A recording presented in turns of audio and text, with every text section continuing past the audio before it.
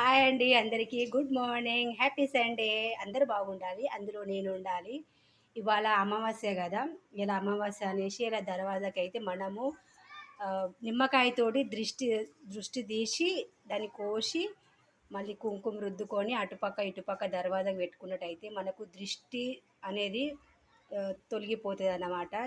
చాలా దృష్టి ఉన్న వాళ్ళకైతే అలా ప్రతి అమావాస్యకైతే చేయండి. నేను ఇవాళైతే అలా చేశాను. మళ్ళీ అందులో ఒక ఆరతి కర్పూర బిల్లం అయితే దర్వాజా ముంగట వెలిగించి మనం ఆరతి తీయాలన్నమాట. మన ఇల్లు మనకు గుడి లాంటిది కదా, అందుకని ఇవాళ నేను ఏం చేస్తున్నా, మెంతులు బాగా చుండ్రు తయారైందండి ఫ్రెండ్స్. అందుకని మెంతులు కచ్చపచ్చి దంచుకున్నాను ఇలా కొబ్బరి నూనెలో.